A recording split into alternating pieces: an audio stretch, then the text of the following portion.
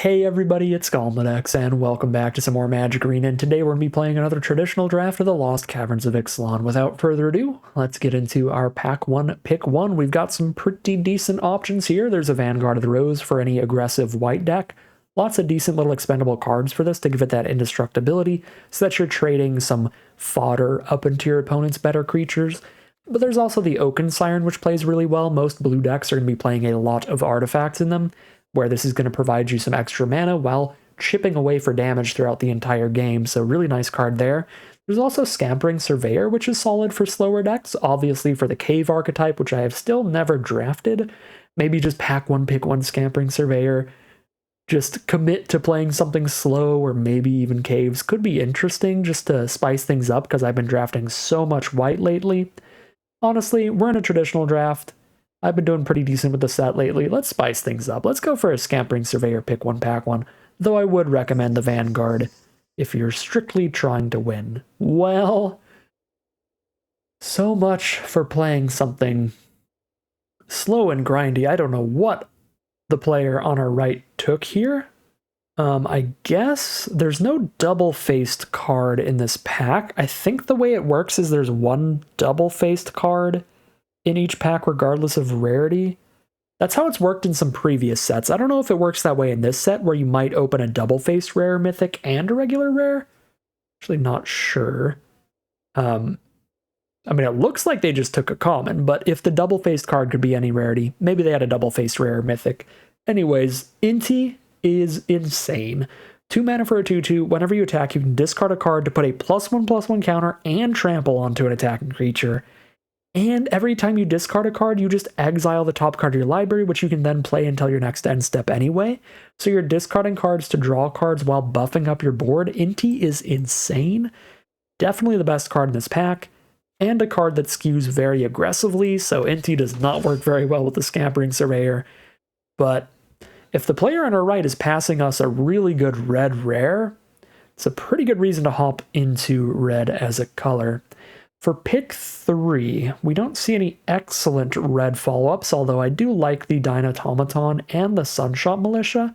I think these are both super solid cards in the color, just not quite like pick 3 power level plays. Earthshaker Dreadmaw can be really good at the top end of your curve in a green-red Dinos deck, and that could be an archetype that manages to glue things together, getting Inti and Scampering Surveyor into the same kind of deck. So that could work out fine for us, maybe. I'm going to take the Dreadmaw here. We'll speculate that way, see if we can get some dinos going. For pick number 4, there's nothing in red out of this pack. We've got a Staggering Size for a really nice combat trick for any green deck with a relatively low aggressive curve, which red-green dinos is kind of trying to do. You want to have a lot of good 3 and 4 mana dinos, less so than all the 6 and 7 mana ones. So I think Staggering Size is pretty good there. This pack is just really weak in general. The Mischievous Pup has just been really small for the mana cost, trading down into 1/1 gnomes, and 1 mana 1/1s that are super playable in the format has been really bad, even if its Enter the Battlefield effect is decent. So I've had some issues with that, and Self-Reflection has just been too slow for the format, and so it just goes to the commons where there's nothing incredible. Brackish Blunder's fine interaction, and Staggering Size is a fine combat trick. That's kind of it. I'll just take a Staggering Size, I guess. I mean, we could take the Cave just because we have the Surveyor, but not a spicy pack. Pick 5 does change that up a little bit. Jade Seedstones is pretty spicy for a really grindy deck. Getting some +1/+1 counters off of the front half, then flipping into a card that helps stabilize quite a lot, being a 7/7 that gains a bunch of life. So I do like the Jade Seedstones and Jade Heart Attendant here. But we could also just take a Volatile Wanderglyph or a Goblin Tomb Raider. Both of these are really good little red creatures for their mana costs to go with our Inti. And Inti is definitely a bigger reason to be in red than either of these 2 green cards are a reason to be in green.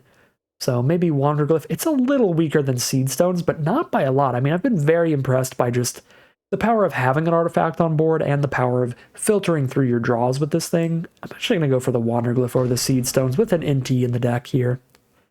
Pick number 6, that's a pick 6 Earthshaker Dreadmaw. Solid sign for green and dinos in particular. But there's a Pathfinding Axe draw as well, and it is important to fill out your curve with those cheaper value play dinosaurs like those 4-mana Pathfinding Axejaws. So we probably are trying to head towards red-green dinos here. With the Surveyor to ramp into the Dreadmaws, this is probably a stupid pick, but I'm going to get another Dreadmaw into here. Axejaw's really good at 4 mana, but Dreadmaw is a super, super fun curve topper. And I'm going to take that and then never take another 6-drop. We're going to hopefully get the 3 and 4 mana dinos later and just shove them all into the deck from now on. All right, pick number 7. Atali's Favor is nice in the more aggressive-leaning red decks, which can be dinosaurs. I mean, slapping this onto a relatively big 4-mana 4/3 that discovered, or a 3-mana 3/3 to give it trample and discover another threat is pretty good.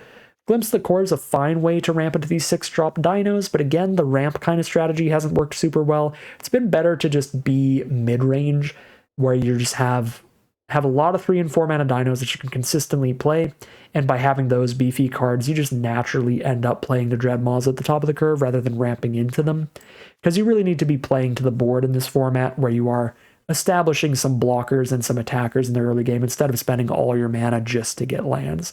So I have not been overly impressed by the Glimpse the Core, but I have been impressed by the Favor for that reason, and so I'm going to scoop it up. Pick number 8 now, another very reasonable 2-drop for the green-red deck. I mean, Wanderglyph's great in any red deck. I like it a little better than the Malamet Brawler. I think all of the big dinos are good enough to not need the Brawler giving them any additional value there, and I really like the card filtering from the Wanderglyph.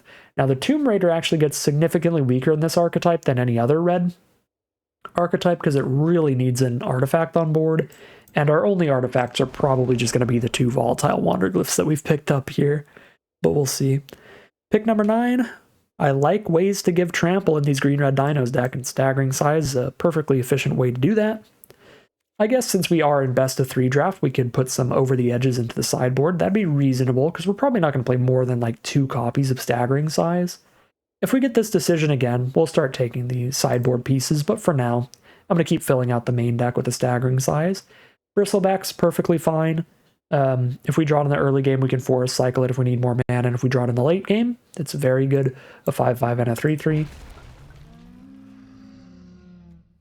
The issue is that it costs 1,000,000 mana, so a lot of games aren't going to last to where you cast this, but the ones that do, it will be strong. Now we take a Sunshot Militia or an In the Presence of Ages. This is kind of like some solid card draw, tutoring for whatever you need. Yeah, green-red is not very good at putting a lot of permanents on board for Sunshot Militia. I actually think In the Presence of Ages is actually going to be a better spell for this deck, and we get a second copy here. And a third copy here. All right, now we have more copies than we're possibly going to want to play, as we do the Staggering Size as well. But cute to have the options. And the last pick green card's a decent sign. Every single card we've picked is on color for green-red dinos. We have chosen our direction. We've made our bed, and now we'll lie in it, which is a little sad, because we've opened up a couple of the best uncommons in the set, especially the Spyglass Siren, and they're in blue, which is really sad. I think the Lodestone Needle for the Guidestone Compass that you can flip into has also been just incredible in the blue-white Flyers decks.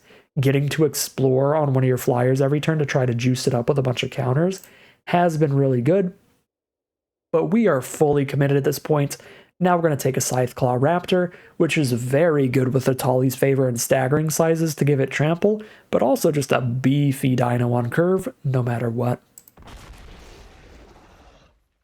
Pack 2, pick number 2. As much as I would love to take the dinosaur here, you do gotta take real good value plays when you can. I think Geological Appraiser is just a better spell, to the point where we take it here. Even though it doesn't have any specific dino synergies, I would be really happy if we get this Colossodactyl back, but there is a 0% chance we get the Geological Appraiser back, as red's just best uncommon, period.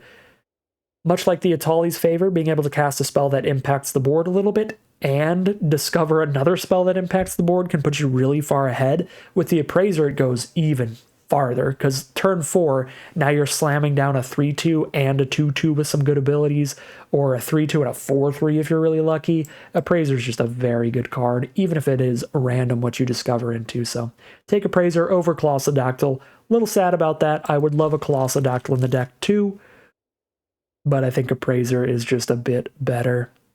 All right, we are not doing well on interaction when it comes to being able to actually destroy some cards, get things out of the way, and Sunfire Torch is a pretty medium way to do that, pretty mediocre way to do that, but it is interaction nonetheless. If we play this and equip it to a creature, then we can deal 2 damage to any target to try to kill a smaller threat. So let's grab a Sunfire Torch. Now for pick number 4, some more mediocre interaction. It is Rumbling Rockslide time. Decent little sideboard option if our opponent plays some pretty solidly sized creatures that 1/1 removal plays well against. Not going to happen super often. If we're playing against the Miner's Guidewing kind of decks, then Rockslide's going to be terrible. But in best of 3, nice to have the Rockslide in the sideboard at worst. And there we go. Pick 5, Eatskeenth, Firstborn of Gishath. We're super happy to see that. 2 mana for a 2/3 haste dino on curve, or we can play it as a dino and a removal spell later in the game.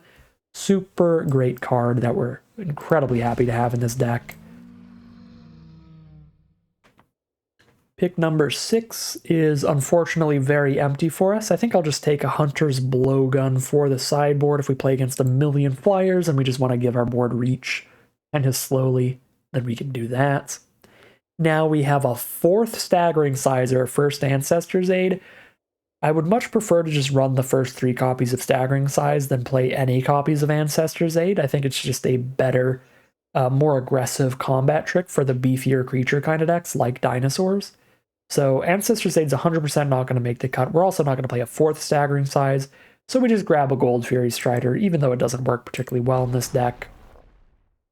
If we get completely cut off our colors, then this can be like a last filler playable. And unfortunately for us, we are really getting cut off here, which is not how things seemed in Pack 1.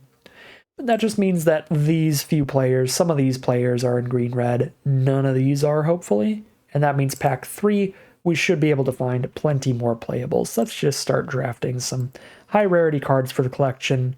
At this point, I will take over the edge for the sideboard. But yeah, it looks like we're not getting any more cards to actually run in this deck, most likely. Scythe's just not going to make it in with all these Staggering Sizes, so I'll speculate on Captivating Cave. Speculate on Stone Tree, but we're probably not playing that. And cross our fingers that Pack 3 looks a little more like Pack 1 and a little less like Pack 2 did for us.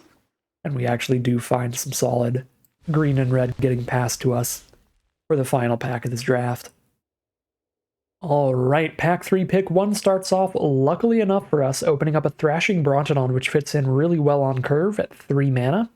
Just a really beefy creature for the mana cost with 4 toughness and 3 power, and its main deckable artifact and enchantment removal, so love me a Thrashing Brontodon. I'm taking that over Cavern Stomper. When we have double Dreadmaw, Cavern Stomper goes down significantly in value. I think it would still be okay, but it's not going to make it past all those green drafters to our left, so we'll just take the Brontodon here and be happy to get at least 1 super playable card out of our opening pack. And there we go. We get past the goodies from the right, as we did in Pack 1. We get a Sentinel of the Nameless City, very similar to Thrashing Brontodon in terms of just straight up value. No matter what, it is a beefy creature for the mana cost, a 3/4 for 3, but this one also has Vigilance and spits out a map token when it hits the board and every time it attacks, so a really good value engine that happens to also be huge for its mana cost. Super happy with the Sentinel of the Nameless City. Unfortunately, Pack 3 pick 3 is quite weak here. We have 2 Discover cards in the whole deck, so the Curator is real bad, because if it doesn't trigger a single time, it is a terrible deal. If it triggers once, then you are getting Geological Appraiser stats, which is pretty good, but it really needs to make up for the many times that you play it, and it doesn't trigger. So I think I would rather just grab like a filler Malamet Brawler or Sunfire Torch, which is not great for just pick 3. I'm going to grab another Sunfire Torch here. Now for pick number 4, we get a Poison Dart Frog to ramp up, a Hidden Nursery to get a cave into the deck with the Scampering Surveyor. Although I do have the 1 Captivating Cave I can dig out as well. Make sure we don't flood out as well, which is cute. We've got some really powerful 3 and 4 mana cards. I don't really see a massive need for the Poison Dart Frog to jump over those mana costs and curve into the Dreadmaws. I think we can take the hidden nursery here with the surveyor. Roll with that. I mean, I could try to splash in the sovereign with a bunch of combat tricks to get extra +1/+1 counters. We can splash it in off of the scampering surveyor in the cave. But I think I'd rather just have a streamlined 2-color mana base here. Just going to roll with the hidden nursery. Pick number 5. Dang. Oh, this is not how things were feeling during pack 1. Feel like I drafted the best looking colors in that first pack for the most part. But now they just look like the worst colors to be in pack 2 and pack 3. Just disappointing. Well, not the absolute worst, but I think red-white looks the best. We've seen a lot of good white running around in pack 2, and some solid white so far in pack 3 as well. Just take another Tolly's favor here. Not tremendously happy with that. Ooh, pick 6. I mean, the more a Tolly's favor is kind of the merrier, because then you might be discovering a Tolly's favor into a Tolly's favor into a Tolly's favor kind of things, which is really cute. But we also have Saheeli's Lattice, which is incredible in dinos, because you play it, discard a dino, draw 2, and then also flip this into a big 5/4 later in the game. I really like Saheeli's Lattice in this archetype. Tunnel Grinder is also really good if you can consistently trigger Descend. I think our deck's not super great at it, but with double Wanderglyph and double Torch, we have some ways to try to do it. I think Lattice is just the most consistently powerful out of all those cards, and that's what I'm going to roll with there. Actually, that was actually a really good pick 6. It was kind of sad to have all 3 of those cards really clumped up like they did there. That's a bit disappointing. Now we take the mediocre interaction with an Idol of the Deep King. All right, Burning Sun Cavalry is a perfectly playable 2-drop for a dino deck. 2 mana for a little 2/2, but it plays like a 3/3 as long as you've got a dino running around. Let's rare draft this Pilgrimage here. Not going to play a Walk with the Ancestors. I won't be siding in or out any of these cards, so I will draft the highest rarity card to fill our vault progress a little faster.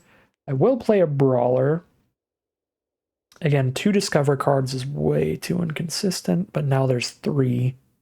That's still too few for the Curator.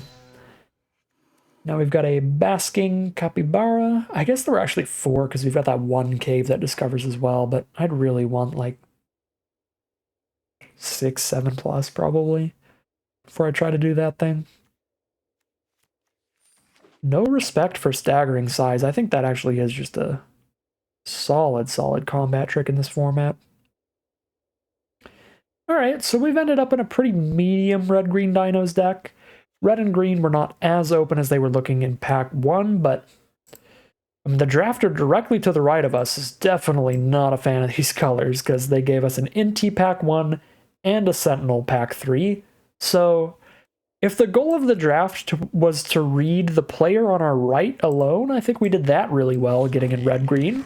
The player on our right does not care for these colors, but almost everyone else in the draft pod seemed to be in red or green, and we didn't find a lot of action here. But I'm not too unhappy with how I drafted this one. I think we ended up in one of the more solid archetypes to be in. Even if we don't get a high quantity of cards, we really got the quality out of this draft. We've got Triple Torch if we want that small removal. Love that this is for a best of 3 draft because there's going to be some matchups where running Triple Torch is terrible and some where it's actually really good. So being able to side in and out of 3 copies of Torch is really nice. And we've got a lot of cards like that in the deck, like the Staggering Sizes get significantly weaker in specific matchups, but I think they're generically pretty good in this kind of deck. We've got a lot of sideboarding options to flip in and out of, which is pretty nice. So checking out the creatures to non-creatures here with our 46 cards. We have 15 creatures and 14 non-creatures, but we have some amounts of non-creature cards that count as creatures. So Saheeli's Lattice 100% counts as a creature with this many dinosaurs in your deck. It's a 5-mana creature that has a 2-mana card draw adventure attached, basically. So we will count that as our 16th creature. But then the other thing is that Atali's favors are more often than when they're hitting spells going to hit creatures, because we're just going to have more creatures than non-land spells. So Atali's favors with 2 copies of this, I'll count this as like 1 creature maybe. So that puts us to 18 creatures basically. Well, no, that puts us to 17, right? 15 plus a lattice plus 2 favors equaling 1 creature. That would mean if we want 17 creatures total, we just don't cut any of them. I don't hate that. I don't think any of our creatures are terrible, but I don't really like the capybara, so I'm probably going to cut that anyway.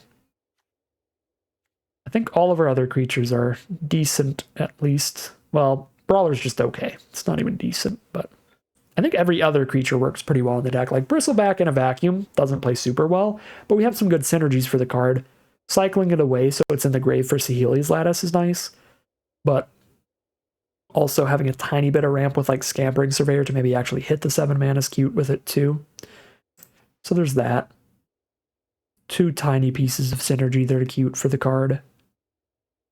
Okay, so for removal, we've got 1 Eatskeenth Firstborn of Gishath, 3 Torches and a Rock Slide. I feel like I want to start just low interaction. We just slam in with a big dino and trample it up and try to overwhelm our opponent.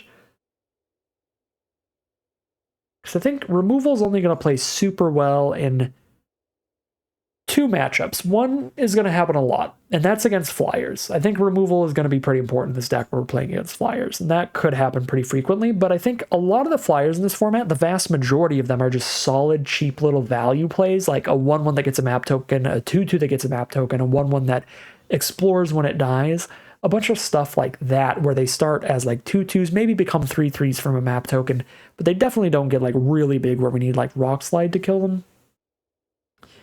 So I think the Torches and the Idol are perfectly reasonable removal spells to have against the Flyers decks. The other issue is if our opponent has some really spooky bombs, we'll have to have removal, but I think we just side into that with the Rock Slide and just hope that the Eatskeenth is enough for now. Maybe trample over if we're really lucky.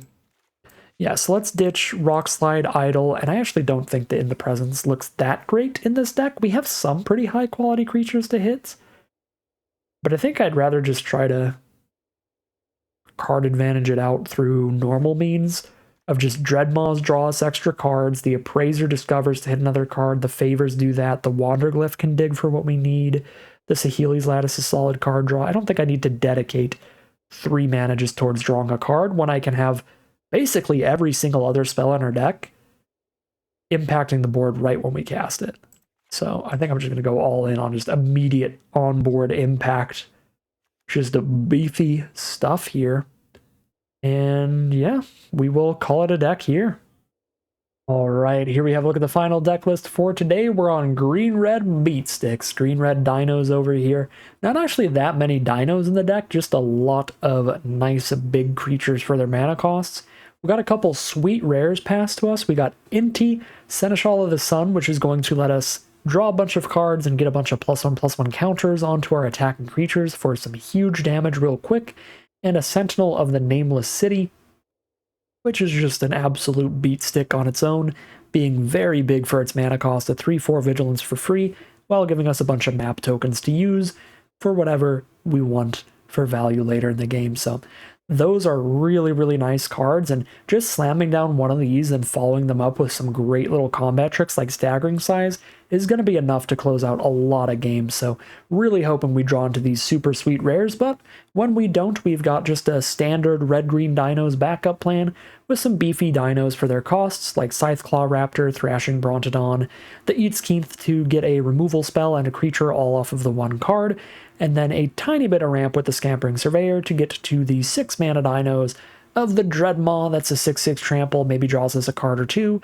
and the Bristleback that spits out multiple dinos. So we've got a really solid little green-red smash kind of deck here, and I'm pretty excited to head into the gameplay and see how it does. Here we are on the play for game 1 with the turn 2 Inti. Obviously we only have 1 color here, which is pretty awkward, but Inti can potentially get out of that with the card draw ability. And the hand's really powerful, even if it's just mono red. So let's jam out the Inti turn 2. Looks like it might be a mirror match here. Opponent's definitely on green with a turn 1 Cenote Scout and a turn 4 Colossodactyl coming up. Oh wow, real aggro. Now they over the edge to explore twice on the Cenote Scout. They might be mono green here. Yeah, the Scout is really powerful when it hits a non-land card. They just played a 1-mana 2/2, now they buffed it up, now it's a 3/3, no attacks, so they can hold up the Scouts to block with. Luckily for us, we have the Atali's Favor to make NT a 4/4 on the attack, so the Scout doesn't get a good block here. And we find Staggering Size? Well, might as well. I've already got one in hand, and I don't have a green source anyway. So I'm going to just jam in here. And I guess now I don't have to discard a card, because if I discard a card, the other card is exiled forever. So that is the one issue with playing the Favor pre-combat. Right, because I can only play it till the next end step.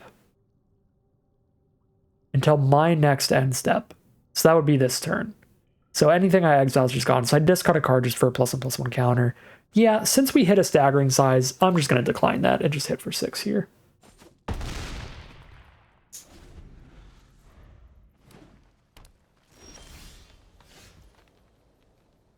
There's the green source, which is beautiful. We're going to play that pre-combat, so I have Staggering Size up if something weird happens.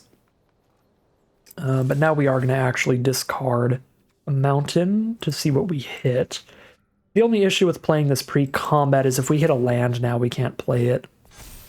But I think it's still worth having the Staggering Size up. We hit a Sunfire Torch, so we can play that. There's the block, which is definitely some kind of trick here. Their own Staggering Size? Well, if they don't have 2, then ours wins. And actually, they don't have the mana to cast 2. Oh my god, yeah, that was nasty. And now we have exactly enough to play and equip the torch. Just perfect use of our mana for the turn as well. I hope they're mono green and they're not stuck off of a secondary color. That'd be a little sad. And we're really just showing off how busted Inti is here. Because now Inti's just bigger than Colossadactyl on this attack. I mean, it does help quite a bit how we built this deck to make Inti this busted. Where we have the Atali's Favor and the combat tricks to throw onto the Inti. But even without, like, this is just dumb. So Eatskinth is just completely gone if I don't cast it right now. But Appraiser's a much better spell to play currently. I think I can afford to go down in card advantage a tiny bit. If this could shoot face, I'd probably like play it and shoot face, but it's just a 2/3. I'm not actually going to go for the Appraiser for the turn.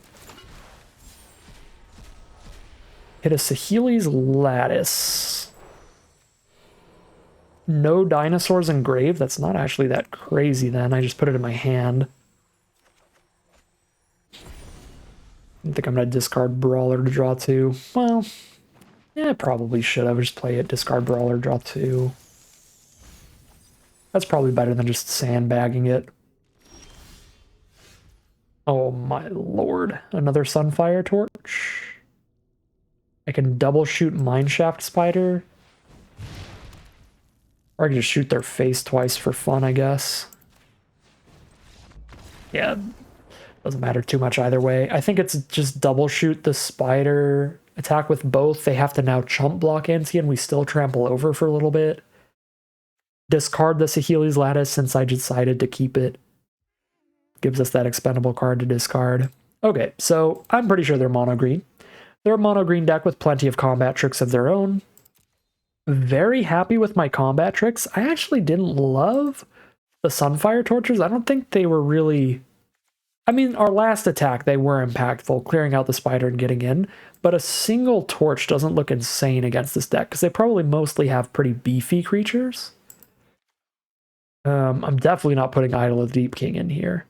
Maybe I just play even more copies of Staggering Size. Just cut one torch for a Staggering Size here. Just try to always be the player with more copies. Or it's cute.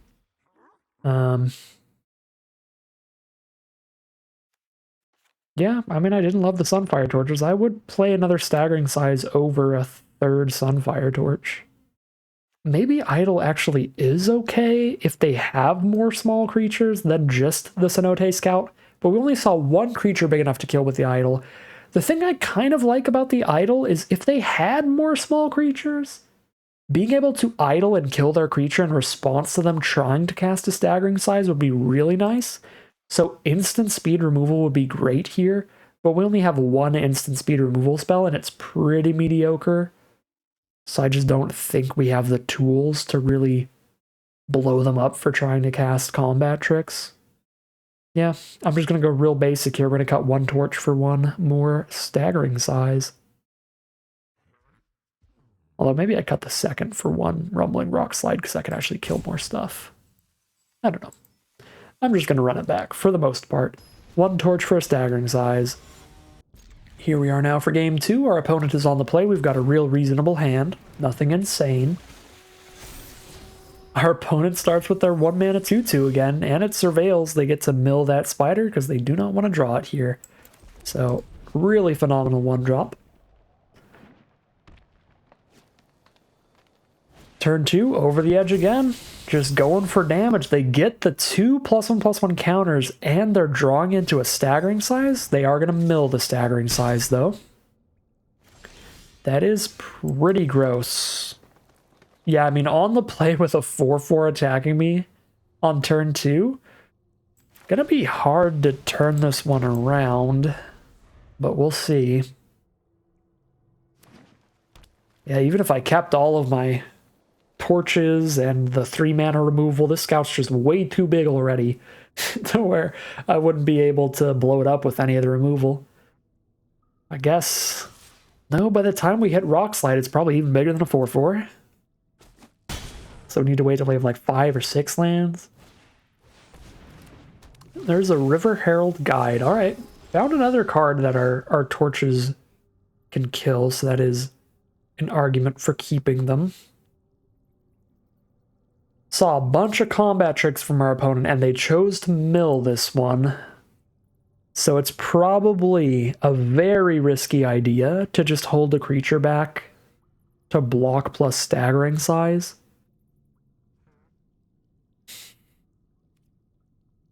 I'm going to go for that on turn 4, because then I'm still doing something with my turn if it doesn't pan out.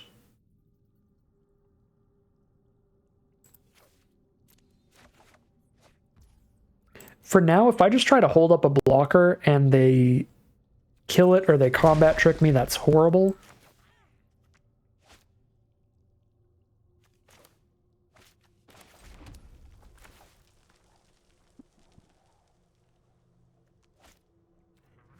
Do some more digging, get another Wanderglyph out here.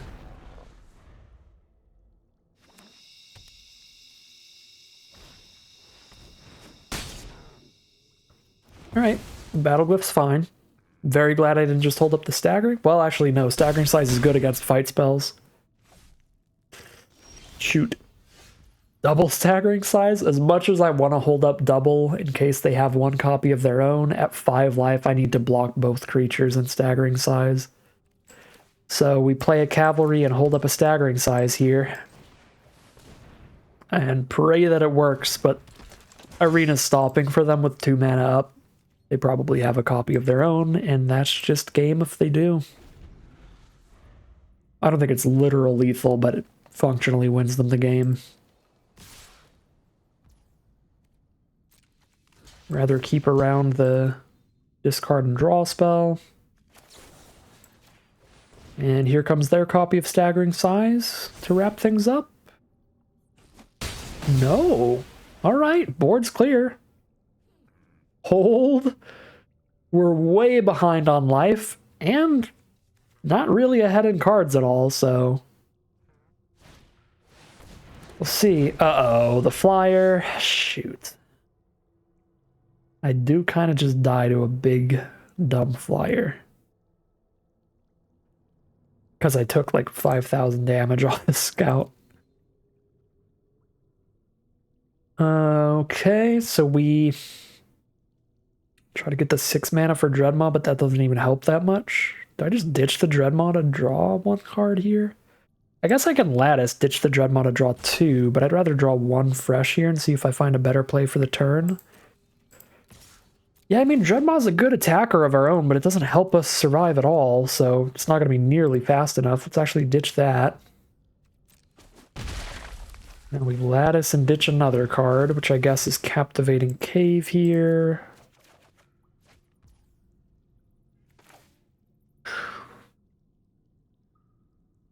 Nothing nearly big enough to eat Skeeth the Pilgrim. I mean, I guess I could actually do that next turn. I can play this, buff it, and have it shoot the Pilgrim. No, because the ward... God, I'd need 8 mana to do that. 2 to play this, 2 to do its fight, and 2 to play Staggering Size, plus 2 to pay for the ward. Okay, yeah, that's not happening. I guess if I flip the lattice, then we still have a 6-power dino, and then if that stays on board, we can kill the Hoverstone Pilgrim next turn. But they can just get rid of the dino out of our grave. How is the 5-mana 2/5 ward artifact flyer just the actual nuts in a mono green deck? This is a massive flavor fail. I want no part in this nonsense. Alright. Well, yeah, I guess we would have had a tiny chance then if I kept the 6/6 in hand. Because then we could play it and fight with it with the Firstborn, but I kind of just forgot about Firstborn as a potential draw when I chose to discard that. It's the only card in our deck that would let our 6/6 fight with the Pilgrim. But if we draw exactly that, it does matter quite a bit that we don't have a 6/6 to resolve. Well, shoot. So now, just go for RNG? I guess I do. Because again, I need 8 mana to Staggering Size kill the Pilgrim. Alright.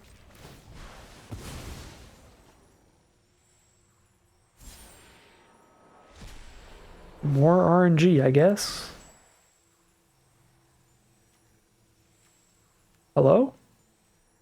Okay, there we go.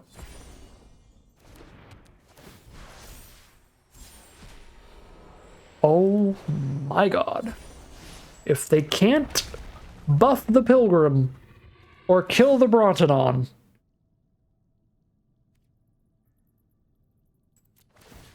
I could blow up the Pilgrim next turn.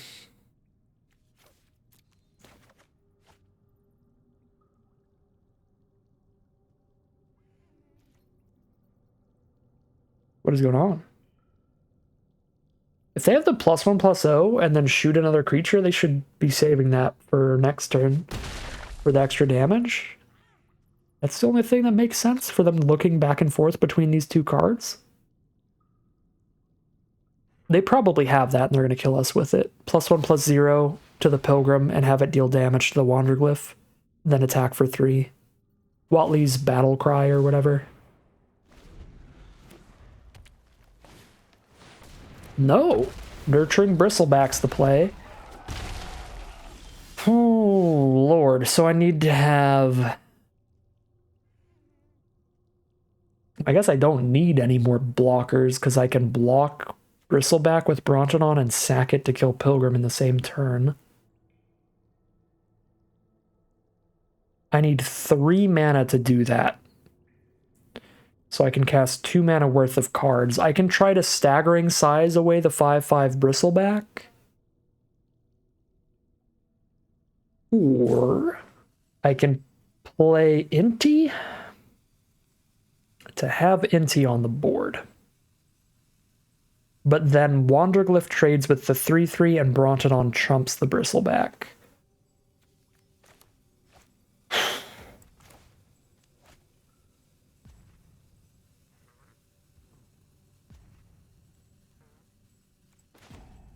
Either play I make, I'm gambling on them basically having no interaction. Either way I do it. If I try to do the Staggering Size block and they have interaction like removal, I'm just dead. If I play the Inti, then at least I survive them having 1 removal spell. Like barely, but it involves me chumping with Inti. I think this is slightly better. Not that it's any good, but I do think it's slightly better. And I kind of don't think I keep this land because I have expensive things to do, right? 4 mana Eatskeith, 2 mana Size in the same turn, potentially. 5 mana Lattice to flip. if we don't get our dinosaurs ditched away with the Pilgrim. This is one dino that might be in our grave if they spend their mana on something else than Pilgrim's ability. It's actually a hard choice, though, because discarding a card is a big deal with an Inti on board. I guess I'm going to keep this, right? Because we're probably not going to be able to flip Lattice. They're probably going to put Bronodon on bottom.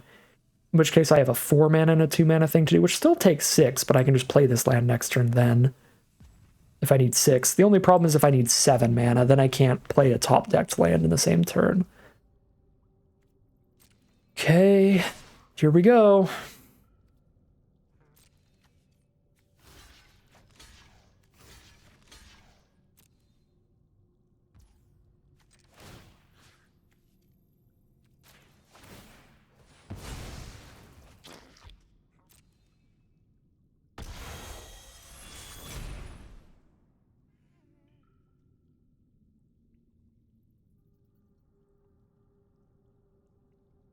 So they do put the Bronodon back on bottom, so Lattice still cannot flip.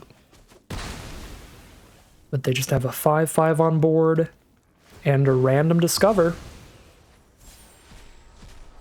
It's a 1/1, but that can explore a bunch of times and get much bigger, so we kill that with Eatskeith, since Eatskeith isn't big enough to kill the Bristleback. I suppose there is the option of playing this and staggering sizing it so we can kill the Bristleback instead.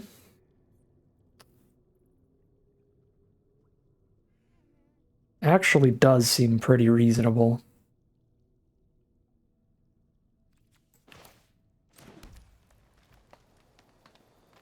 They just have a 1/1 we need to chump.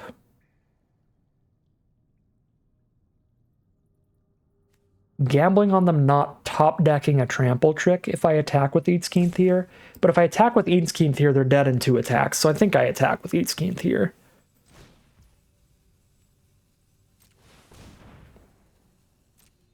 I guess they're not actually dead in another attack if I don't find another trample trick.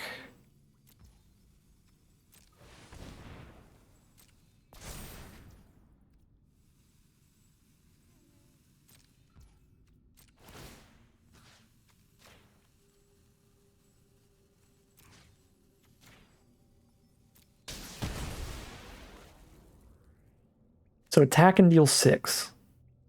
Chump. This is just 3 power next turn. Okay, maybe I don't actually attack here.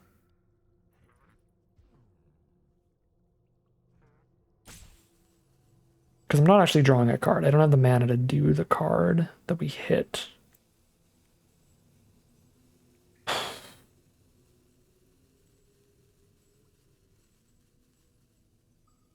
But we are putting them into 7 life. No Lattice to flip. Just don't think it's quite worth it. I mean, this thing is pretty much guaranteed to be at least a 2/2, which trades into Inti at worst. Right, because unless they had 2 lands in a row, this is going to be at least a 2/2 on attacks. And now I think I have to just double block here. I mean, I kind of have to, yeah. Trade Inti into it. And then I don't get to get my card draw engine anymore. If they don't attack, I'm 100% attack with Eatskeith. And just spinning that wheel and then chumping with Inti next turn. I'm taking the extra card draw. Okay. Oh my god, that is a huge draw. That is a huge draw. The problem with this draw, I can't play that and discard a card to Inti. I have to play my land and my Bristleback for the turn. But I feel like that's worth it, right? I play a land and a Bristleback, or I discard the Bristleback to the Inti to flip the Lattice instead. And then maybe cast whatever I hit off of that. And that would let me attack in with a 3-power creature because the trample and everything. But it's so much safer to just play this thing. We just play this thing and pass. And then we start attacking with this, with trump blockers galore. Then we go card draw engine.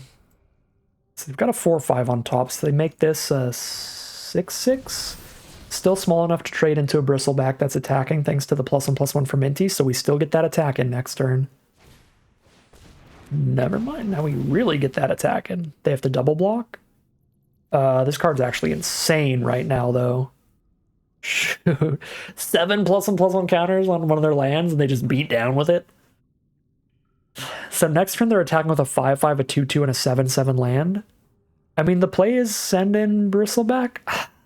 I hate that I drew Staggering Size, because I kind of don't want to discard this, but we kind of have to discard something to Inti here.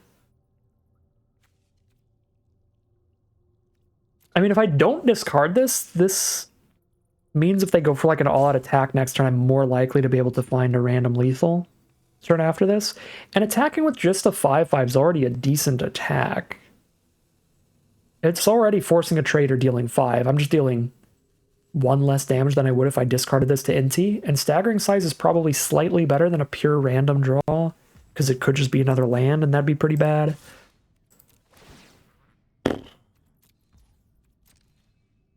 This is a hard game of Magic.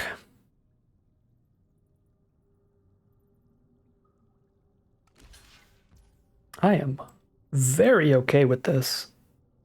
The trade is fine, and casting Staggering Size is fine. If we trade, we replace this with a 5/4. If we cast Staggering Size, we just keep it around and deal 3.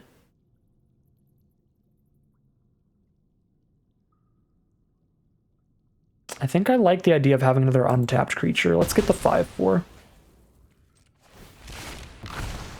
And then I can hold the Staggering Size up on blocks to kill their 7/7.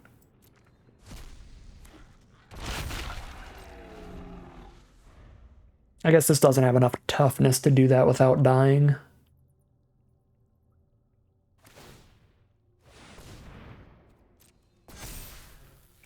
So I just need to have 15 power on board to beat them, because I trample whatever the tendril blocks. Is there any way that I can have 15 power on board for my next attack? 15 power, +3/+3, so just 12 power. 5, 6, 7, 8, 9, 10, 11, 12. But I'd have to chump blocks, so then I wouldn't have 12 anymore. I have exactly enough to kill them on the crackback if I could take 0 damage from the forest without losing a creature, but I can't do that. So instead, do I Staggering Size to trade into it, or still hold off for a hero? Still hope, if I top deck like another Staggering Size that gets there. I think I'm literally 1 damage off, right? Because I'm not even counting the +1/+1 from Inti. So my counterattack here is going to be these +4, right? Because 1 from this and 3 from this. So 1, 2, 3, 4, 5, 10 + 4, that's 14 -2, 12 damage.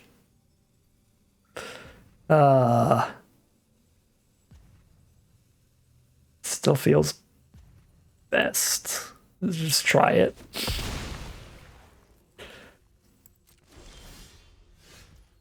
Okay.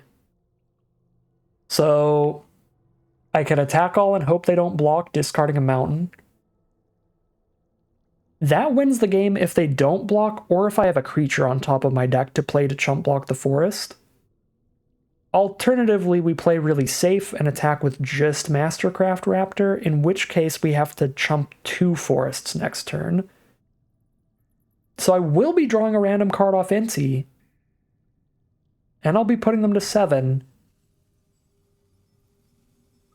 But then I might chump with Inti in a 2/2. It really feels like either way, I kind of desperately need a creature on top to get there. And I feel like attack all is slightly more likely to win if there is a creature on top. And slightly more likely to win if there isn't, because then if I do this and there isn't a creature on top, but they don't block, then they're dead.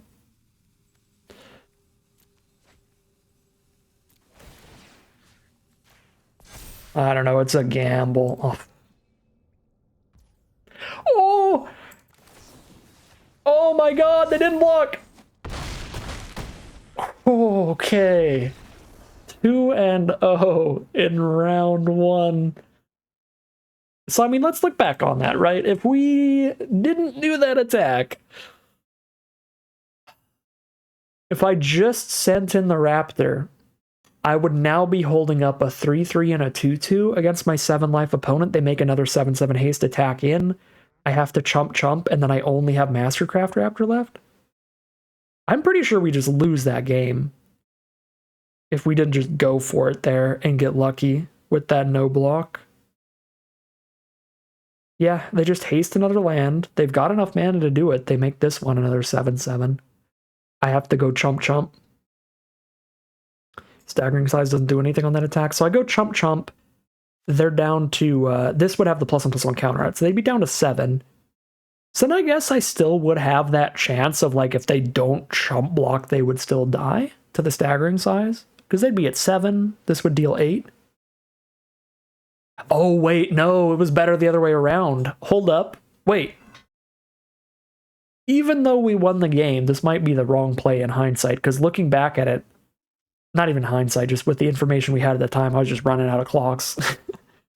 It would have had a +1/+1 counter on it, which is pivotal there. So it would have hit for 6 when they were at 13 and put them down to 7.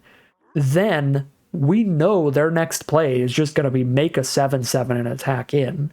So we then go chump. They have just a 2-2 untapped, no mana untapped. We're attacking now with a 6-power creature against a 2-power blocker. The +3/+3 from the staggering size would make it 9 power with trample -2, which would be 7, which would be lethal even if they blocked. So in this unique scenario where they have the tendril on board, so we know almost guaranteed what they're doing next turn, if I thought a little harder, a little faster mainly, we could have seen this was actually the worst line. Not the worst, the worst. It's worse than the other choice. There were worse lines we could have made, like attack with 2 creatures or something. That would just be abysmally bad.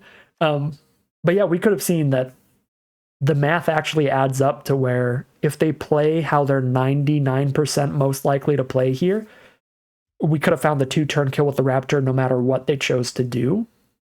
Yeah, no, those numbers actually would have lined up really well if we took the other line, but we got lucky. They didn't go for the block, and we found that sneaky little win off the staggering size, and we start things off 1-0 heading into the second round of this traditional draft.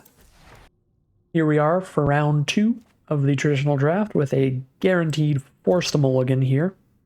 This hand is also pretty bad against anything aggressive. A mold of 5 is a very rough way to start a game, but the set's pretty fast. I don't think I can sit here and do nothing till turn 4. I mean, I have 2 drops I can draw into, yes, but we would have to draw into them. There's a lot of variance in finding cheap plays for this hand. I'll go to 5 here. There we go. This hand starts the game nice and early like you want it to. We can ditch a land and... on the draw, I feel like Torch is a little worse, but... like the Torch or the staggering size, I think, is what we get rid of, because Atali's Favor is probably another creature turn 3. So ditch a land... coin flip between the Torch and the staggering size. I guess there's nothing great to, like, protect with a staggering size here. We'll keep the Torch. See if it plays well in this matchup. No, not a green deck. Green probably the worst matchup for Torch because they have the biggest creatures. Ooh, we draw into an Inti here. So I think we want to play the Wanderglyph first, which I think I had some other opportunities to do with Inti, but I got just really excited about putting an Inti on board. If I play a different creature, then on turn 3, I can attack him with that creature and immediately trigger Inti. And if we hit a land on top, that's pretty good. I guess green-red doesn't have a massive amount of removal. There's a good amount in red that could just kill Inti immediately. The flaw with playing Inti turn 3 and immediately triggering them off of the Wanderglyph is that then I don't have any mana up for anything I might hit off of the exile. I actually am genuinely at a loss to if it's better to just play it turn 2 so all my mana's up turn 3, or is it better to play it turn 3 so I can attack with something else and it's protected from sorcery speed removal that way.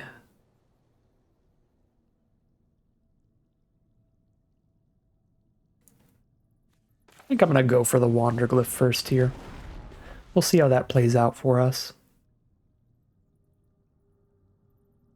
Discard a Dreadmaw to the Wanderglyph because I've only got 2 lands right now. Dynatomaton from our opponent.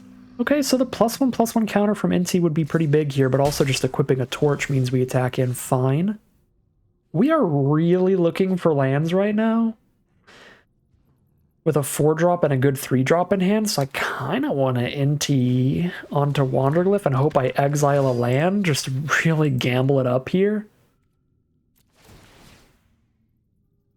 Let's see.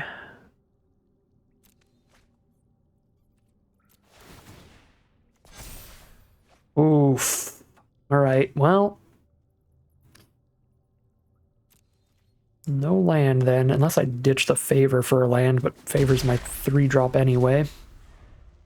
Well, that was horrific.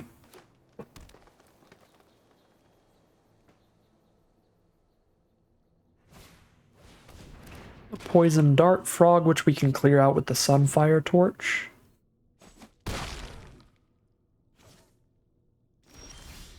There's the land. I could hit another off Inti.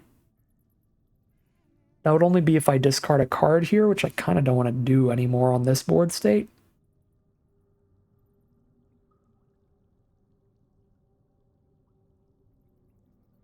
Just like Torch the Frog here.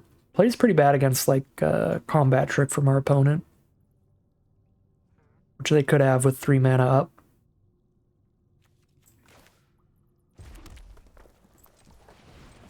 See. Yeah, they've got something, but that could just be Poison Dart Frog's 2 mana ability.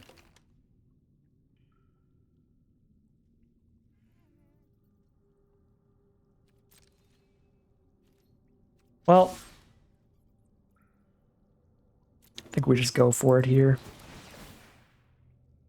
If it is a combat trick, we pretty firmly lose.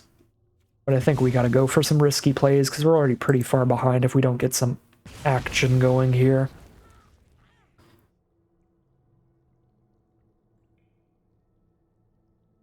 Don't actually hate ditching the Favor to try to find the 4th mana for Eatskeith.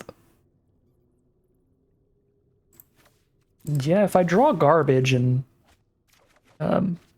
Inti is still around, I can just ditch it to exile cards anyway.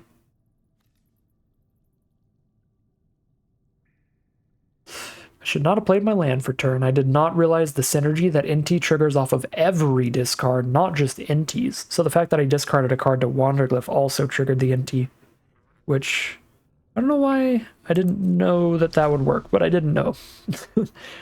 I didn't fully comprehend Inti. Oh god, our deck is horrible against 7/7s.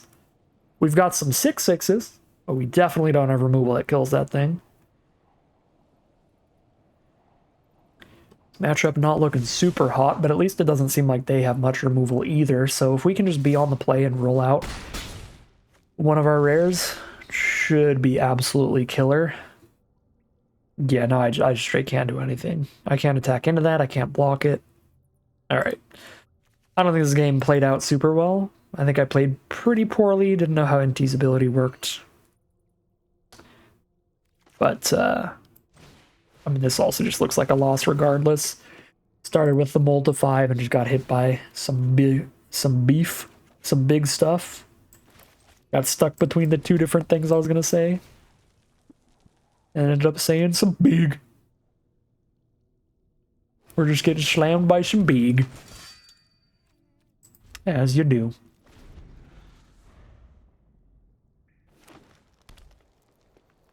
I mean, it is still possible, now that I know how Inti works, that we can card advantage our way back into this. Nope! the card that's good in exactly one position when you're very ahead. And they had it.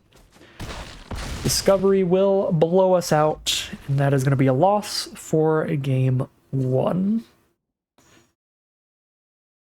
But again, just the mold 5 in the first place, it was already looking bad. We were already at like a 40 to 60 to win. So I don't feel horrible about playing poorly there, and I am glad that I learned how NT works for future games. We really don't have a sideboard for this. I think this is just another matchup where we're playing more staggering sizes over the Sunfire torches. 2 torches I think is still fine in here. I don't think Rock Slide's that good, because we have to like hit every land to be able to blow up this stuff, and even then I need 7 mana to kill like a Cavern Stomper. I think it's just straight up trade a torch for a staggering size and go for it here. This is a matchup where being on the plate is going to be a huge advantage here. Being able to roll out our 2 drops on curve and have our combat tricks up for when they start playing their creatures is an incredibly big deal, because then I can actually much more easily be declaring attacks in with cards like Wanderglyph and Sentinel and killing things when they declare blocks. It's much harder to try to kill things by blocking and playing a combat trick than attacking into them with a combat trick, so being on the play is actually just massive in this matchup, but it is for most matchups in Magic the Gathering nowadays. This hand is really, really good. Wanderglyph into Sentinel. I guess Raptor's technically slightly more damage to start with that one, but Sentinel is so much value. There's an Atali's Favor, which is great too. We have a lot of really good 3-mana spells here. I'm going to ditch a land to draw a card and just keep rolling out 3 drops if I don't hit more mana. There's the Sentinel, which might just trade with the Poison Dart Frog, but that'll still tax their mana. They have to hold 2 mana up to give the Death Touch this turn. Stops them from playing anything bigger than a 2-mana spell for the turn. Alright, they can't kill Sentinel with Death Touch. And they'll have to double block it to kill it if we Atali's Favor, so that feels like the play this turn, and it feels like a very good one. They can double block to kill the Sentinel. No, they can't. I could also just staggering size the Wanderglyph, then I can attack with both. It's not actually horrific for me if they do double block to kill the Sentinel, because then their board is clear for everything else in the future. And we still got 2 map tokens off the Sentinel, which is solid value. I really kind of like getting the extra damage in here. I don't hate them having to double block to kill this and us killing both their creatures. Plus, if I hit a non-land on top, then they still can't kill it. Okay. Looks pretty good to me. Sunfire Torch also looks pretty good to me, because Poison Dart Frog for that Death Touch. Do I want to draw into it? Ditch a Lattice here, because that's the slowest card in the hand. I'm cool with it.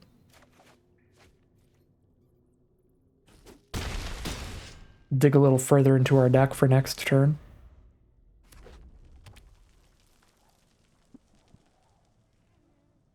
Yeah, I feel like our deck has some like near unstoppable curves if we get really lucky and our opponent doesn't have cheap interaction. And there's their interaction. Luckily for us though, our Sentinel's 6 toughness by now. Earthshaker Dreadmaw, you just don't work right now with only 4 mana. Play and equip the Torch? They already just, what, crew the Galleon and chump? Or just chump with Raptor? Either way, all they can do is chump. So it might be better to just play Scampering Surveyor than do anything with the Torch right now, since it isn't necessary to getting a Sentinel Jam in. Yeah. I guess they do have 1 mana up with the treasure token, so if they've got a 1 mana trick. But this set's mostly 2 mana combat tricks. I cannot think of a 1 mana trick in red-green. There's the +2/+2 to an attacking creature, but that is only attacking creatures, so that wouldn't work here. Alright, let's grab...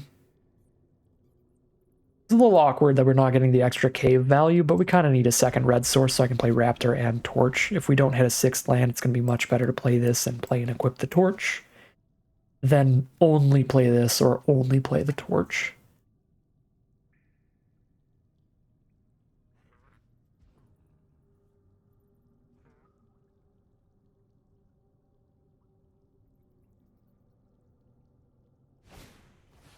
He's the Cenote Scout. It finds them a mountain. So they still have 5 mana, 6 mana up actually with the Poison Dart Frog and the treasure. Dynatomaton does not matter to me.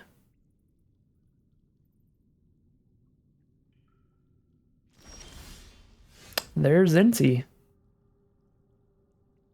7 toughness Sentinel. They have to double block with both of their 4 power creatures. We kill both of them. And sort of draw a card off the Inti. Just load all my map tokens onto the Sentinel and get even bigger. I think I'm going to go for the Inti, because the Inti could draw me into another staggering size. I do have 4 in the deck now, and that would just be such a sick draw off of the Inti. I think we're discarding Dreadmaw again. We just always discard the 6-drop at this rate. Oh, shoot, no. They have the Frog and the Treasure token. So I have to play Torch and equip the Sentinel if I want to attack here. Otherwise, they just trade it 1 for 1. I mean, they take a lot of trample damage. It's a thing. But, yeah, I don't think I can hold up the mana for a staggering size if I do top deck it off Inti. Nope, that was wrong. That was wrong. Because they have the mana to give the Frog Death Touch, I didn't realize Frog mana plus Treasure mana. So I'm not actually using Inti here. Because still, the only way they kill the Sentinel is double blocking with Raptor and Dynatomaton. But I guess if I have to sack the Torch, I need the +1/+1 counter on the Sentinel. Yeah. I do, don't I? I need the +1/+1 counter on the Sentinel to kill both of the blockers. Otherwise, it's a 5 power creature attacking into 6 toughness. Alright. Well, discard the Dreadmaw just to trade into 2 creatures here.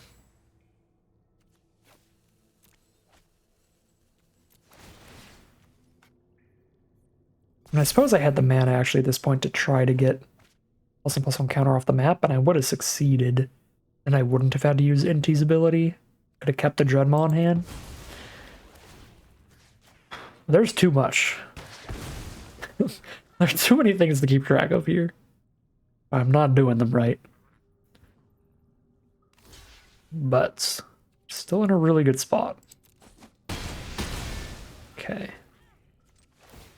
Buff Inti to make them out of reach of 2 damage, like out of reach of their own Torch and stuff. That feels good. Well, I mean, land does mean we get to try again. Fail again. Alright. Inti is still in reach of the Torch and the Idol that deal 2 damage. Red's common removal spells.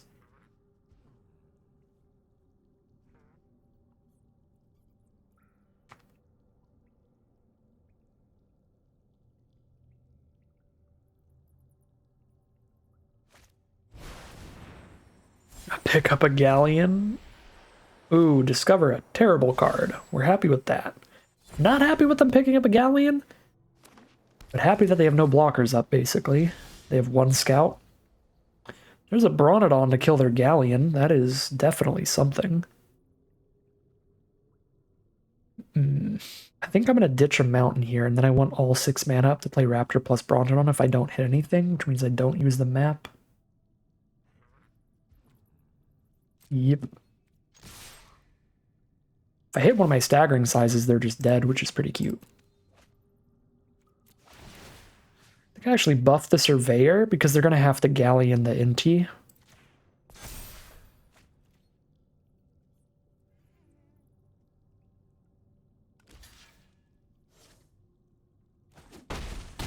Take it all, go to 2 is the play. Raptor, Brontodon, use a map.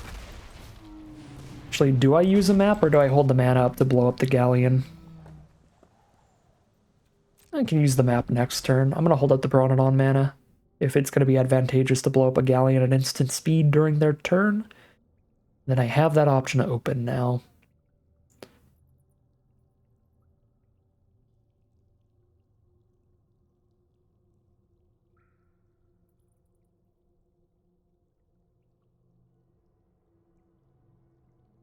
I don't think it will be though, right? Because they're going to have to tap a creature to crew that Galleon, so we can wait till they do that and then kill the Galleon in response. They have to have another land to play Galleon this turn now. They did hit a Braid. That is a very good discover. Kill the Raptor, probably. They could kill the Surveyor, too. But the Raptor is just Surveyor with more abilities.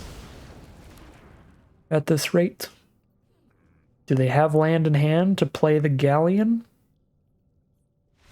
I guess even if they do, they're dead, right? Like, they play the Galleon, that kills the Surveyor, but then they still only have one blocker up because they can block with the Scouter, they can crew the Galleon and block with the Galleon. Either way, they take 2. Alright. Well, as we can see, our deck's real good in this matchup on the play, real explosive. We also just drew both our bombs, so that'll happen.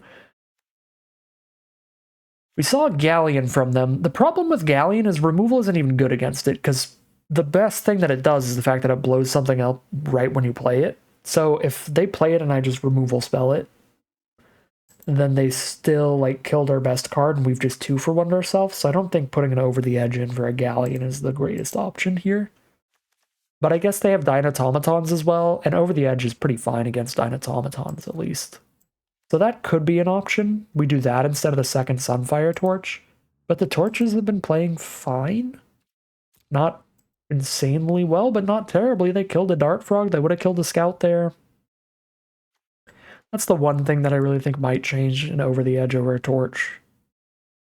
Maybe we keep just ditching our 6 and 7 mana plays, so maybe I just ditch a Dreadmaw and go full low to the ground here. Ditch a Dreadmaw for an over the edge. I just know I'm going to do that, and then I'm going to draw this when they have no artifacts on board anyway. None of their Dynatomatons. I don't know that, but I feel it in my bones. Feels like a thing.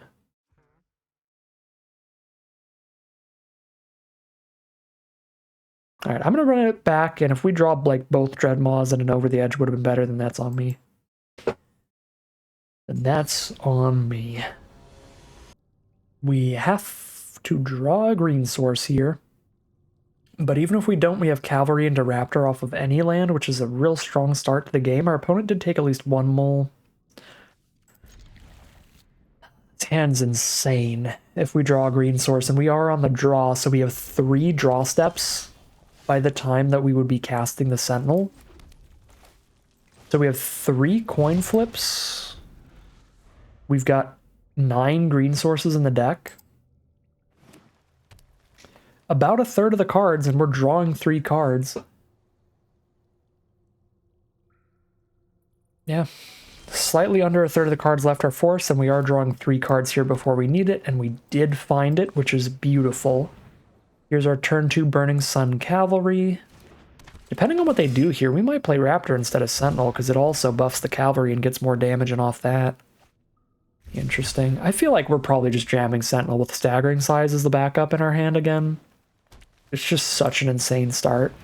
Whoa! Speaking of insane starts, opponent starts with a 3-mana 6/6. That's it. That's the whole text. They have to have another Dinosaur on board for it to not stun itself every time it attacks. But if they're on the defensive, it's just a 3-mana 6/6. Well, if they play another Dinosaur, this game's over, basically. If they don't, we can threaten to attack in with a 3/4 that wins the fight with Staggering Size. But if they play a Dino and just start attacking, we're probably just dead. If they don't, and they're holding up for blocks, maybe Sentinel gets to kill the Hammer Skull with a Staggering Size at its side. That's why I went for the Sentinel over the Raptor. Because Sentinel plus staggering size beats the hammer skull. Raptor plus staggering size just trades. Although Raptor would let me attack with Cavalry and Raptor next turn, and either would trade with a staggering size as a backup. And they don't have the dinosaurs, so we do get to start rolling in. And the really nice thing about the Sentinel is Sentinel threatens to trade with Hammer Skull on attacks or blocks because of the Vigilance, which is really spicy. So I think I'm going to hold 2 mana up for staggering size here, like no matter what, on attacks or blocks. And then I'm just going to drop Saheeli's Lattice for the additional 2 mana, ditching the Dread mod and draw some cards. And now we can flip the Lattice as a 6/4 later. It's going to be pretty obvious we have a staggering size here.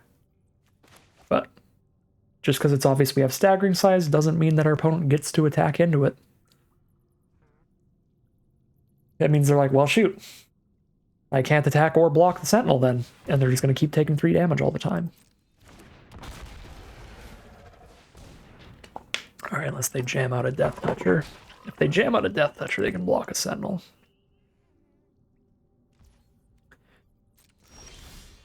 Okay, so they don't have the mana to give Death Touch this turn. So all I have to do is make sure that the Sentinel beats the Scytheclaw Raptor before I can attack in and try to staggering size.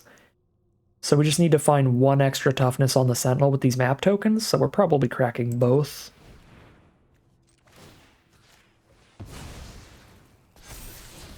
Okay, if I immediately hit an on-land card, then I only need to crack 1 to get the attack in. So we'll do that. That way I can play a Brawler and attack for the turn. They'll affect my board here. I guess they can double block with Raptor Dart Frog without putting Hammer Skull at risk. But eventually, with enough map tokens, the Sentinel just becomes a 6/7, and then I don't even need the staggering size. Right? If I just crack both these right now, I make Sentinel a 6/7. Yeah, they're in a rock and a hard place here. Like, they are damned if I have a combat trick, and they're damned if I don't. Yeah, so they're going to go for the double block here, which is going to let me kill the Hammer Skull. They keep the Raptor, but I'm still way ahead because of the double map. Yeah, I think this played out pretty fine for us. We just kill the Hammer Skull here.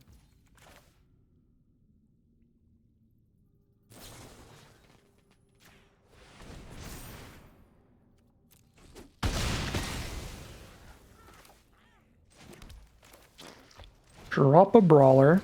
Our Torch is going to kill the Frog, so they're just down to those cards in hand. Their Lattice can be really big, but I've got the Bronodon. Right, they can Lattice an 11 power dinosaur here. Yeah. I'm really happy I have Bronodon to deal with the Saheeli's Lattice creature. Oh god, a Walk with Ancestors to Lattice again? Okay, that's very bad. That's very, very bad.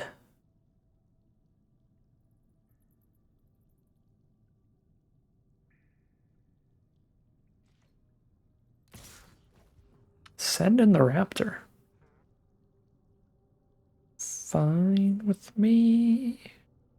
Yeah, that's fine.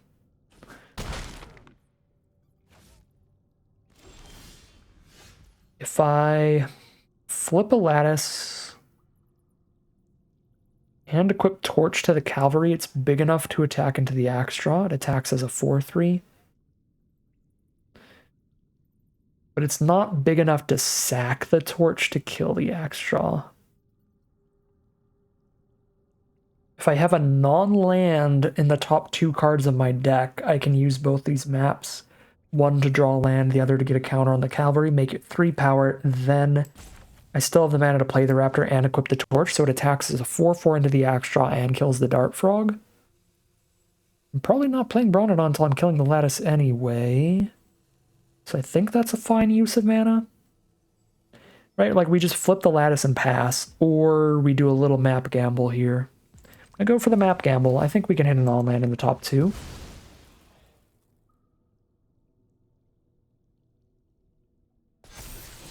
There we go, there's the non-land. Another torch doesn't seem great here. I'm actually going to mill that. All right. Now cavalry's a 4-power attacker even after we ditch the torch.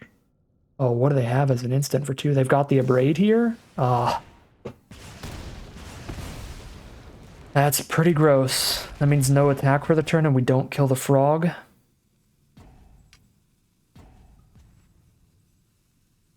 Yeah, since I can't attack and kill the frog here anyway, I guess we might as well get that abrade gamble out of the way. Or the map gamble, not the abrade gamble. On the brawler.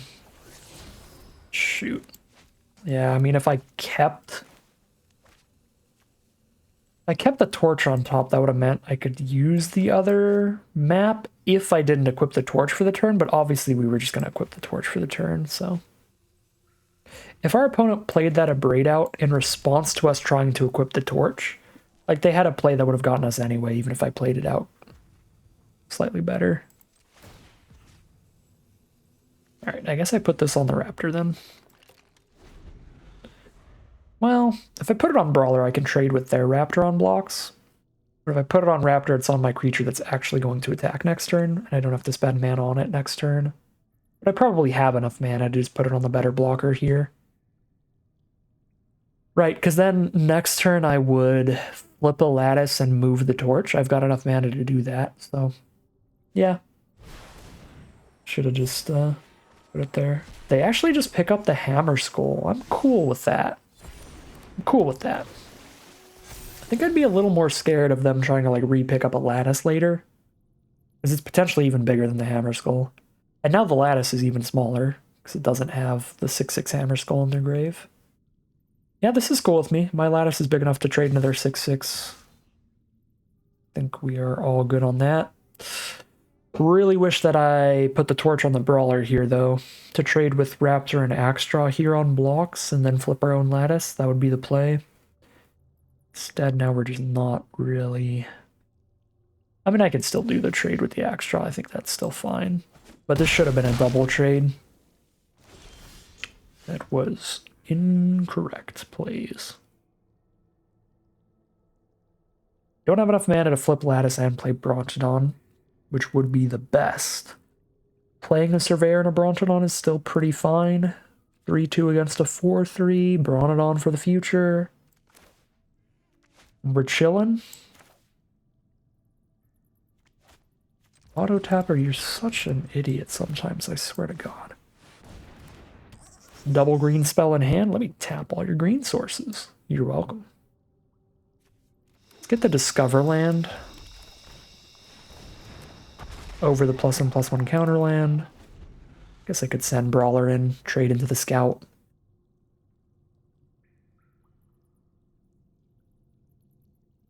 I don't even know if that's actually worth it. Trade my 2/2 that gives things trample for a 2/2 with no text. Maybe because they have a Tali's favor, it's worth it.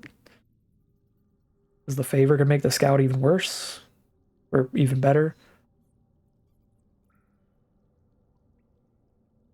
This has been a loose game. With some better lines, we could actually be a decent bit ahead here instead of a little bit behind. Do not like how I've played this one out. Let's see what RNGesus has to say about it. It says, here's an incredible hit. Hitting a 3-drop off of Vitali's favor is always the dream. And not only that, they hit a 3-drop that affects the board, which is very good. Okay. Bad draw is bad, but we can discover with Hidden Nursery or we can flip a Lattice. Lattice is way more than big enough to trade into the Hammer Skull on blocks. So we do that, and we're chilling on board.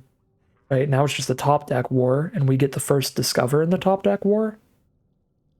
And they've actually drawn quite a few, or quite a small amount of lands overall. So I think they're more likely to flood from this point out than we are. Yeah, I mean, just establishing a board state that's good enough to block everything they have, and then hoping to draw better than them feels like the position we've got ourselves in here.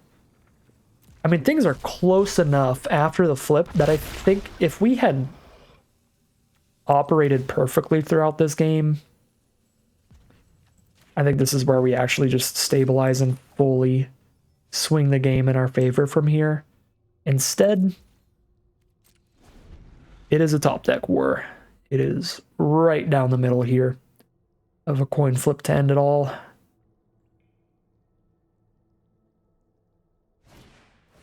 And they're just still hitting straight gas. That's actually very good here, as well as just being a non-land, and they discover the maximum mana value they could. Discover a 4-drop. Dang. A combination of loose plays from us and incredible luck in their gambles from our opponent. It's going to give our opponent the victory here in the end. Game 3 of round 2. Yeah. Just that on board. Can stop one more point with the Bronodon. God. Yeah. Really rough one. Literally everything that could have gone wrong went wrong there. Our opponent got very lucky drawing way less mana than us and discovering into high mana value cards that impact the board basically every single time. So really good luck from our opponent, and also some really loose plays from us. Several turns where we could have found better options that did stack up quite a bit in the end, where we at the very least definitely wouldn't be dead right now if I played this game out perfectly. So absolute comedy of errors there. Literally things could not have gone worse on any aspect of that game. And so 1-1 it is, heading into round 3. Here we are for the final round of Magic. We are out of contention for the 3-0 max prizes, which is kind of the only reason I'm playing traditional draft right now. I'm 2 play-in points away from having 60. I'm at 58 play-in points, so once I'm out of contention for that those play-in points, things are going to get a little loose. I kind of stop caring and start playing super fast, and as such, I'm keeping, and we're drawing a forest. Get that torch down. Let's lattice away some nonsense.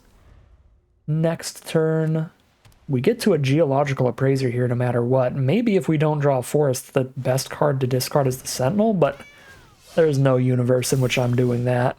Ooh, especially if we hit the forest. All right, now I think I ditched the torch. We still want to guarantee the turn 4 appraiser here. Could get me to flood out a bit, though, going for that. But I think not being able to settle into an appraiser is pretty bad. So I'm just going to have 100% chance of doing that. All right, land are the literal worst draws we could have found off the lattice, but it is what it is.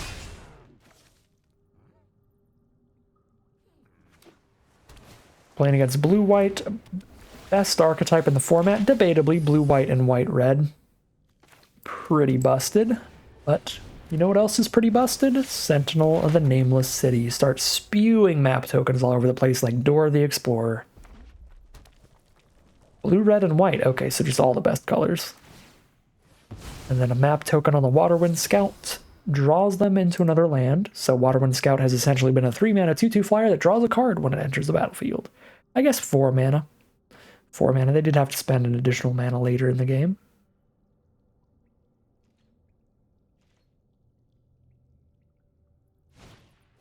Inverted Iceberg.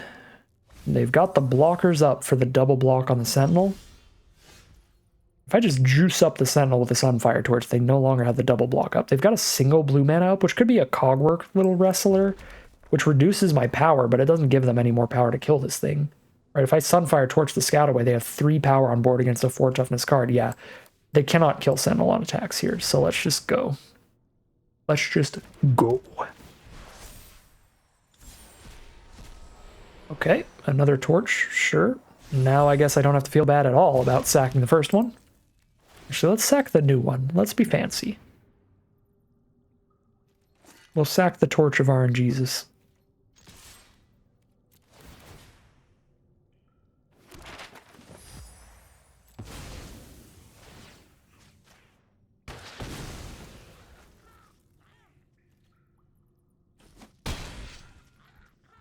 to our opponent. They are sitting there and thinking a lot, so I'm almost certain they have a Cogwork Wrestler in their hand. So hopefully my brain can remember that for the rest of this game. We're pretty confident in Cogwork Wrestler being in their hand, but now I have a staggering size. Now they can have tons of interaction, right? They can have like 4 to an attacking creature style stuff, but staggering size gets around that. Deal 5 to a tapped creature, but this thing has vigilance. Yeah, I mean, like, they gotta have bounce spell to bounce this thing, otherwise staggering size saves this from almost anything else they could have.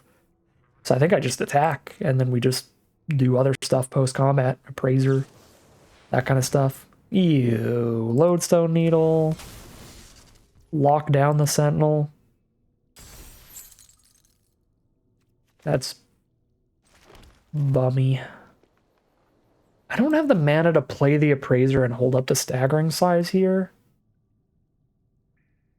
I'm gonna pop a map token on the sentinel and see if I can make the 6 toughness to play around the 5 damage to a tapped creature card. If I can't, I don't want to tap out a staggering size for appraiser here.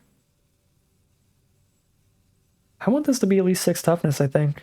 Maybe this is a bad idea. They're just not going to have the 5 damage to a tapped creature saw blades thing.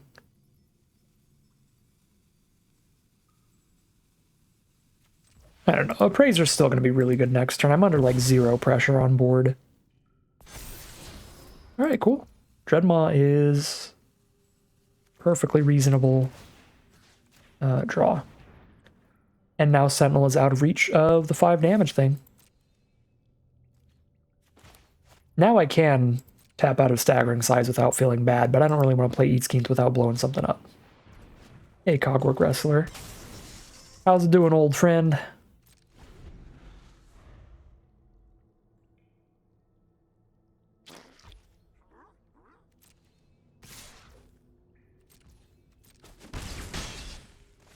We're down to 15, evening the life totals out, 15 to 16. They're just going to flip a 6/6 on us. They are going to flip a 6/6 off of the inverted iceberg. We got any dinos in grave? Nope, we got 2 Sunfire Torches in grave. Okay. No dinosaurs on board for the Dreadmaw. We might want to appraiser. Get a little greedy with Dreadmaw. Otherwise, I'm just playing a 6/6 to trade into their 6/6, which is not really going to work because they just tap our 6/6 every time they attack with the Titan anyway. Yeah, no, that's not really going to pan out well. Let's discover off the appraiser.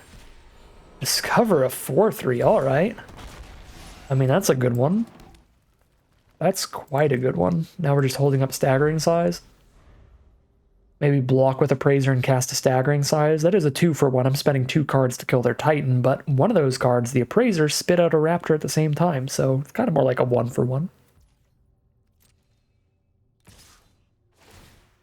Plays pretty abysmally against the 4 damage to an attacking or blocking creature spell, which has been kind of popular in this format. So I might still just not block here. I guess on the plus side, if this doesn't work out, I'll have a dino engrave for Lattice. I still think I just don't block here, because this also plays really bad against a second Cogwork Wrestler. They can make my creature 5 power against their 6 power creature, and we still lose it in the fight. So maybe we go for an aggressive staggering size of like buffing a raptor to big enough to kill the Titan, and then playing Eat Scheme to do it. And then it's like, if they have the Cogwork Wrestler, that's still pretty good for them, but it's not like absolutely crushing for me. And I actually have the mana to also put a Sunfire Torch on the raptor, so even if they Cogwork Wrestler this, it's gonna have the, it's gonna have 6 power and still kill the Iceberg Titan.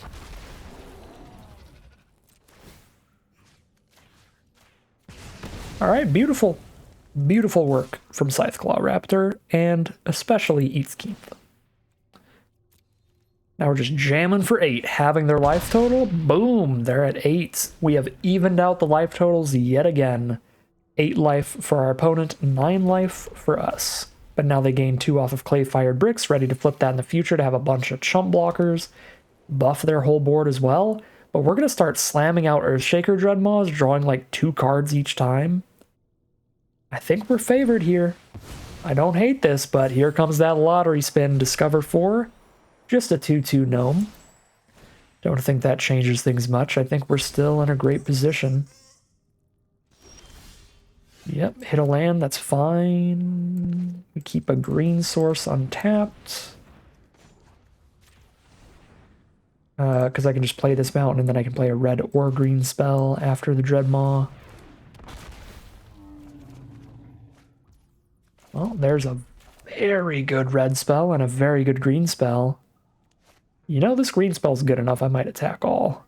I mean, they flip the bricks next turn and they're 3, 5, 6, 7, 8, 9, 10, 11, 12 power. But that's only if they lose no creatures here. Yeah, we can probably just kill them by attacking here. So I'm going to take that chance. And we still have 2 blockers up because our gigantic Vigilant Sentinel. All right, block there, block there, block there. 4, 5, 6, 7, 8, 9. They want to go to 1 life.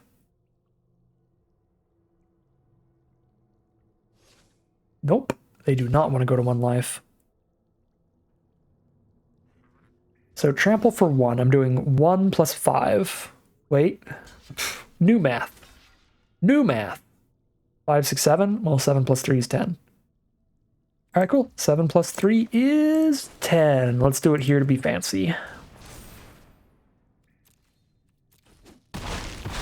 Okay, 1-0 in this final battle. I actually do like the Sunfire Torches quite a bit in this matchup against a blue-white deck. They're likely to have more little 1/1 and 2/2 flyers than just the Waterwind Scout, and I think the Torches play pretty well there.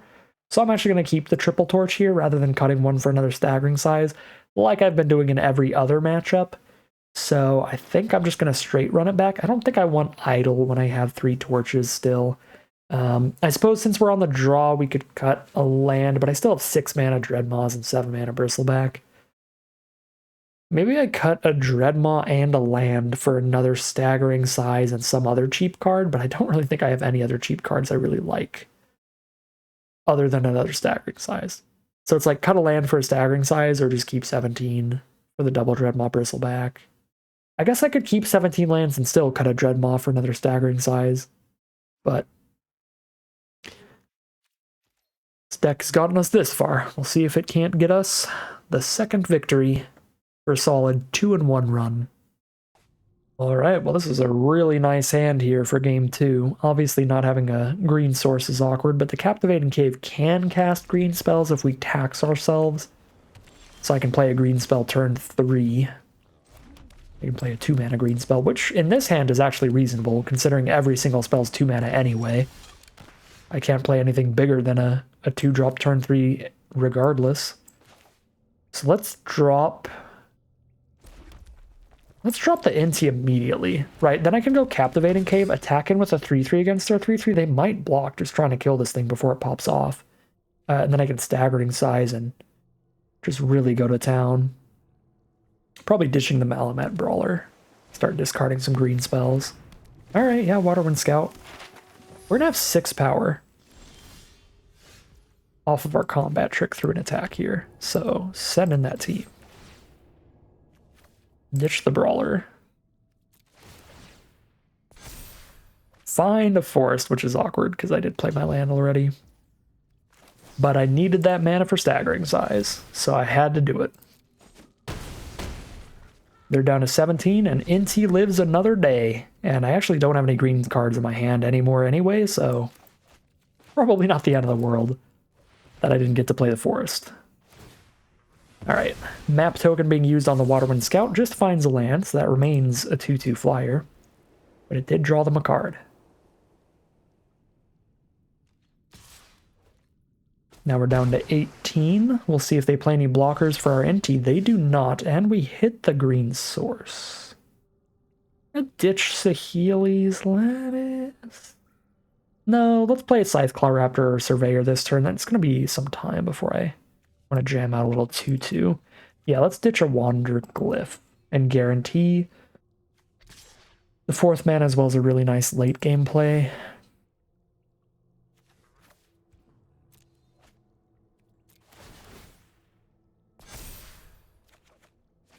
Do find another land, so we do get the card draw here.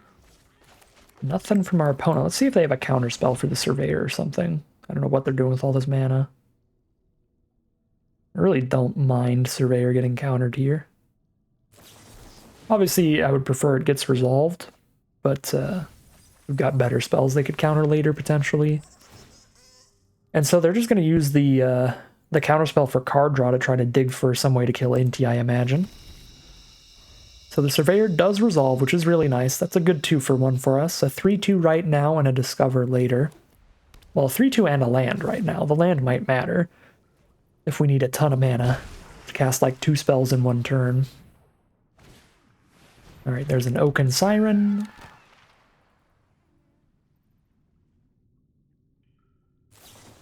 There's the Brackish Blunder to put the Inti back into our hands. We can still recast them and then trample over the Surveyor here, so far from the worst that could have happened. Far from the worst. I've got a Staggering Size as well. I don't think I'm holding up the cave here. Let's ditch the forest. And then cast a Scytheclaw Raptor, most likely.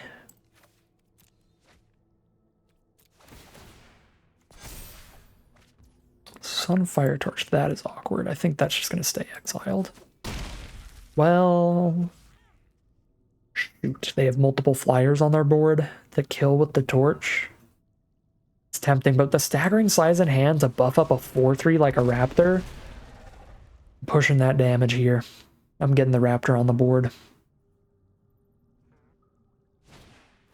There's an Ironpaw Aspirant to buff a flyer. That Oaken Siren is out of reach of the Sunfire Torch, if we still had it.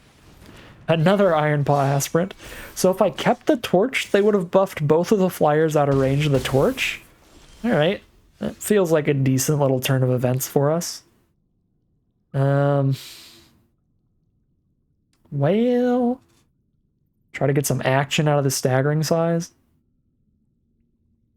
Attack all and buff the Inti. Hope for no little white interaction here. Yeah, that's the most likely way we randomly lethal them, is attacking all here. I think that's our best bet, because we're dead in like 2 flying attacks almost no matter what. Another Sunfire Torch. So if I don't find the kill this turn, that's another 2 damage to their face next turn.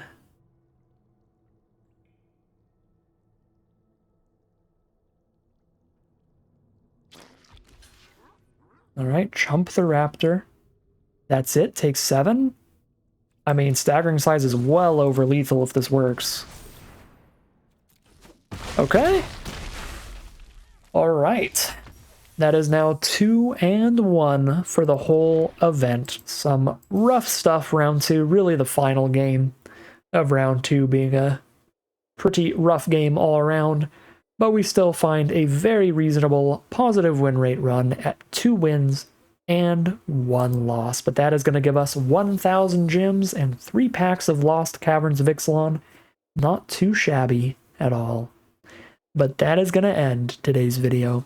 As always, I'd like to thank my patrons and YouTube members for their support, as well as you for watching the video. If you enjoyed this video and you'd like to see more, you can always like, comment, and subscribe to tell the YouTube algorithm to send you some more in your recommended feed. If you'd like to catch me live, you can check out the Twitch channel in the link in the description below. If you'd like to support the channel directly, you can check out the Patreon link in the description below. But other than that, as always, thank you very much for watching, and I'll see you again soon for some more Magic Arena.